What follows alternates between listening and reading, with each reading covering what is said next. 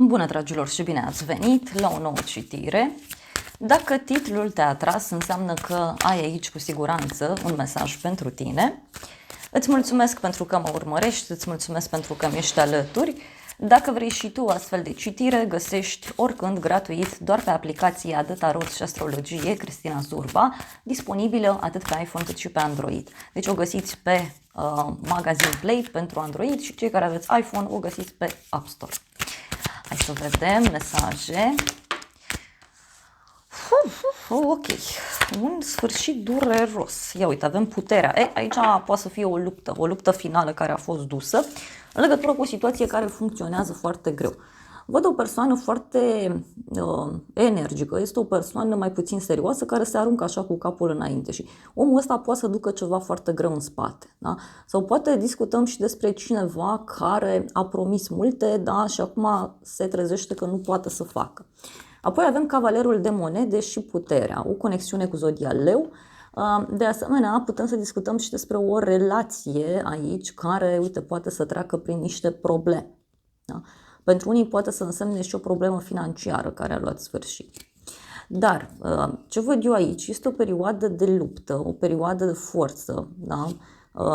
E ca și cum cuiva i s-a cerut mai multă seriozitate. Sau discutăm despre o persoană care este nevoită în acest moment să arate practic, da, ce poate să facă.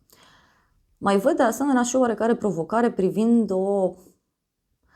banii sau privind în general sfera financiară, dar și o perioadă în care tu ești pregătit, da, să abordezi lucrurile cu maturitate.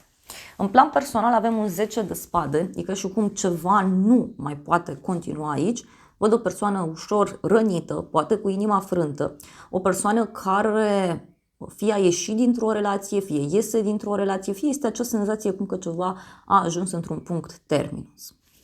În continuare avem un 3 de bâte, deci uite, avansezi, da? E ca și cum se dă la spate această durere, da? Și văd aici un drum scurt pe care îl faci. Niște planuri pe care ți le faci de la o zi la alta, de la o oră la alta. Ești într-o perioadă a vieții tale de avansare, da? Deci după acest sfârșit dureros, văd aici o avansare, da? E ca și cum pui un pas înainte. Hai să vedem despre ce e vorba cu 10-le ăsta de spade. Poate este energia cuiva din jurul tău, nu neapărat să fie energia ta. 10 de spade. Regina de cupe, 9 de monede, o conexiune aici cu o zodie de apă, rac, scorpion sau pești. Discutăm despre un sfârșit care, uite, are legătură și cu ideea de încredere. Deci poate să fie un moment în care tu, ca femeie, ai început să te iubești mai mult, să te respecti mai mult și atunci ți-ai dat seama că anumiți oameni din jurul tău poate nu mai sunt buni. Da? Pentru alții văd că această durere poate avea legătură cu o femeie. Da? Poate e o prietenă care are o problemă, care are o durere pe suflet, poate e vorba de altcineva. Pentru unii văd aici și o conexiune cu o zodie de apă, rac, scorpion sau pești. 9 de monede înseamnă stabilitate totuși, înseamnă creștere. Da? Însă cred eu, uite, că e un moment de sfârșit. Hai să vedem 3-ul de bâte, ce spune.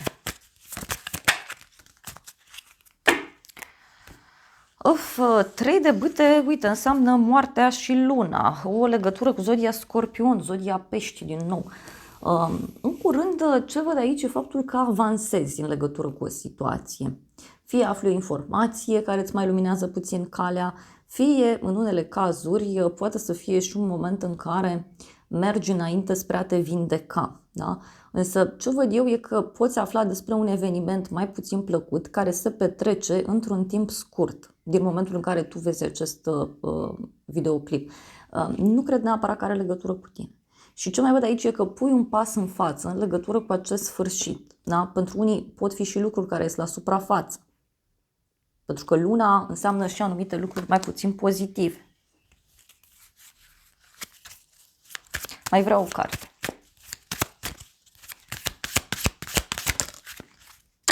9 de spade.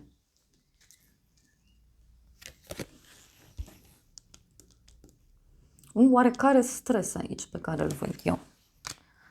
multe gânduri, da, pe care ți le faci. Mai vreau o carte. 4 de spade. Unii poate vă pregătiți de o vacanță, să vă pregătiți să vă liniștiți, să vă relaxați. Mai poate să fie și o veste care apare importantă de la o femeie, undeva pe la amiază, da, pentru unii, sau poate chiar la o vreme de seară, cumva chiar înainte să te pui la somn. Cam așa văd eu aici și simt să transmit. Ia să vedem noi despre ce este vorba. Uite, o surpriză pe care o ai în curând. Deci o surpriză în plan personal care ține de o întâlnire. O întâlnire cu o persoană dragă ție, poate o companie plăcută pe care o ai.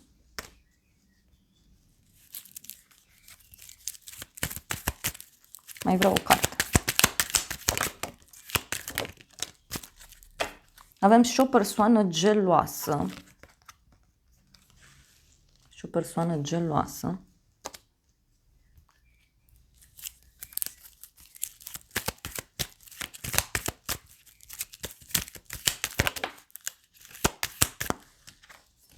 Avem lacrimi, deci o persoană înlăcrimată.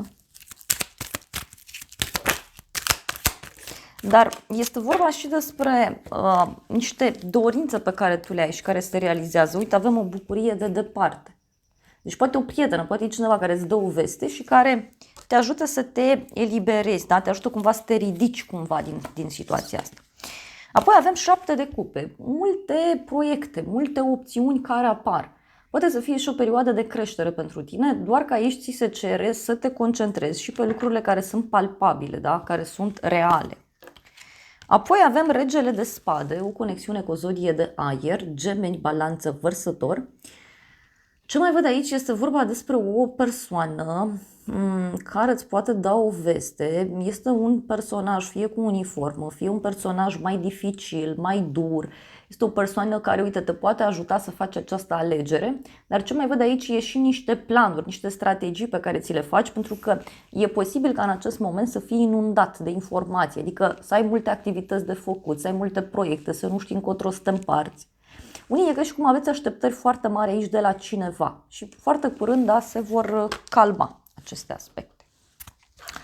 Hai să vedem 7 de cupe ce spune, că poate să însemne și o bucurie. Da, deci uite, ești într-un moment în care încerci să le faci față tuturor. 3 de spade, 5 de monede.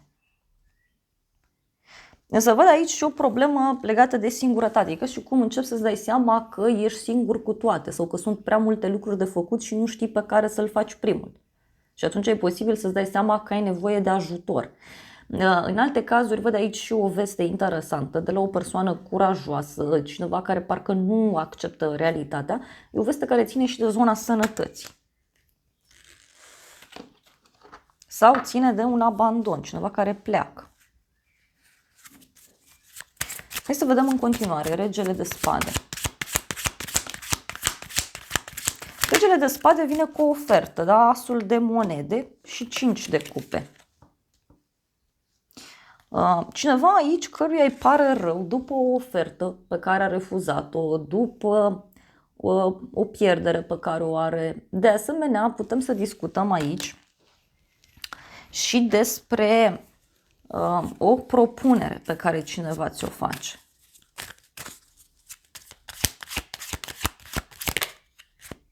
Ei, avem împărăteasa și regina de monede, o conexiune aici, uite, cu zodii de pământ, Taur, Fecioară, Capricorn, din nou avem zodia Balanțe, deci este vorba despre cineva care încearcă cumva să se apropie de tine și încearcă să fie cât mai apropiată de sufletul tău. Discutăm despre o sumă de bani, da? Sau poate sunt două femei, da? Care revin în atenția ta, două persoane care își doresc să se apropie de tine. Da.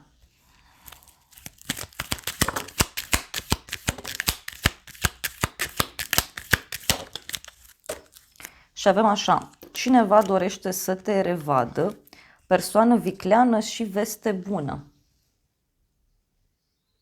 Deci poate e cineva care vrea să te revadă și încearcă, da, să te ia cu vorba, da, cumva să discute într-un mod diferit și să se apropie de tine, da, să-ți dea o veste bună. Poate să fie și o persoană nouă pentru unii dintre voi.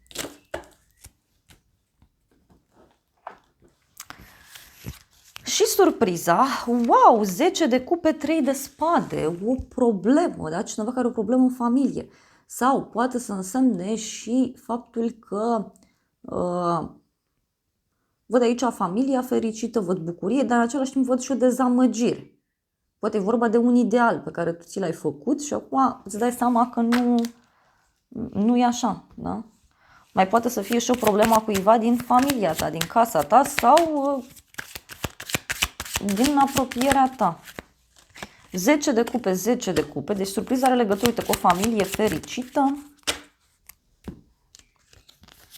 Turnul 10 de spade, 10 de monede. Pentru unii poate să însemne și un sfârșit brusc, da? În familia cuiva sau într-un grup din care faci parte. Pot fi și niște dezvăluiri, o durere, mai văd aici.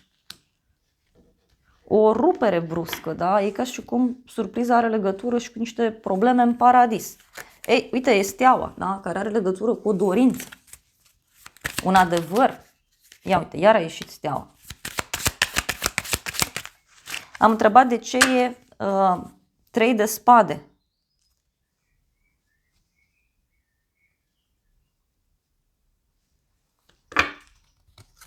Opt de spade. E persoană blocată. Uite, o dezvăluire bruscă aici a cuiva.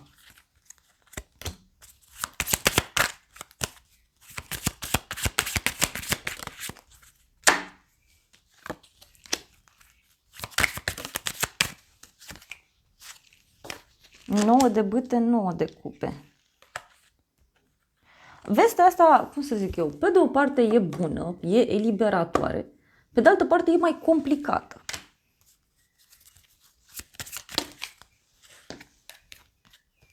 Magicianul Soarele.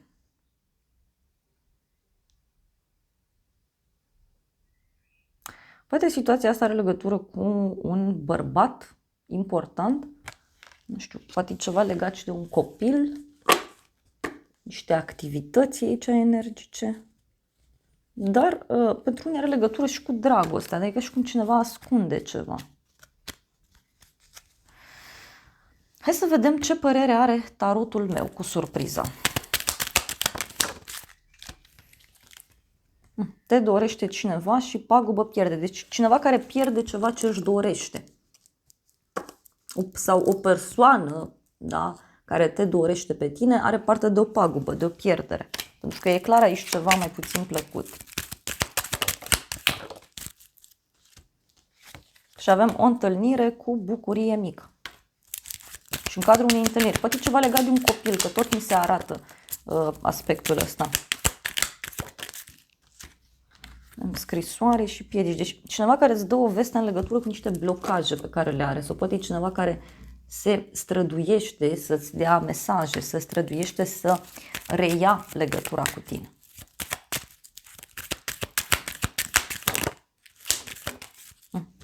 E și o boală, da? Poate o boală a cuiva dintr-un grup de oameni. Poate e vorba de o problemă a cuiva dintr-o casă de undeva.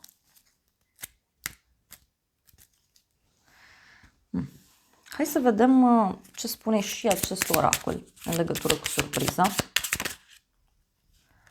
Ei, avem niște chei care sunt pe un inel, da? Mai multe opțiuni avem, deci surpriza are legătură cu mai multe opțiuni pe care poate cineva le are sau mai multe probleme. Decizie, ceva neconvențional, a sta singur sau o noapte, da? Cumva o noapte petrecută cu cineva. O aventură poate să însemne a cuiva. Avem săruturi, iubire necondiționată, a oferi și a primi afecțiune, a se îndrăgosti. Deci unii e posibil să aflați de o aventură a cuiva din jur. Iar apoi avem relație karmică, triggere, avem aici sau trigger, resentimente, lecții, ci că lasă deoparte și iubește-te pe tine. Și avem o creștere, a depăși un obstacol, a învăța, a te extinde, o fază nouă sau a te pregăti pentru uniune. Avem un inel de logodnă aici pentru unii. E ca și cum aflați că cineva calcă strâmb sau a călcat strâmb, a înșelat, a mințit, ceva a făcut. Hai să vedem ce spune și acest oracol. Ce mesaj îți oferă? Mutare, motivație. Nu știu ce am citit mutare, motivație.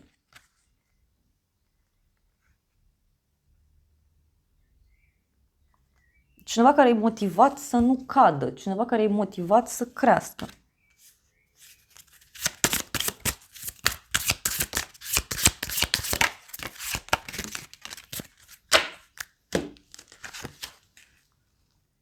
Ești mai puternic decât știi. Ăsta e mesajul îngerilor. Bani și caută și vei găsi. Deci parcă e cineva care e în căutarea unor lucruri și se pare că reușește, da? Găsește acest aspect.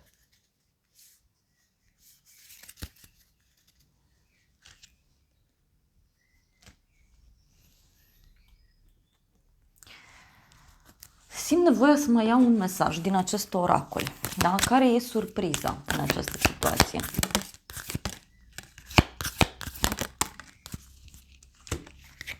Avem o hotărâre, stabilitate, creștere și sarcină. Surpriza poate avea legătură cu o sarcină, cu un proiect, da? Ceva ce se crește. Poate surpriza are legătură și cu ceva care se dezvoltă, da? Ceva ce crește în viața cuiva, în corpul cuiva, da? De asta că tot mi se repetă mesajul ăsta. Dar pentru unii pur și simplu e vorba de un proiect, da? Ceva care eșuează, ceva care nu e ok.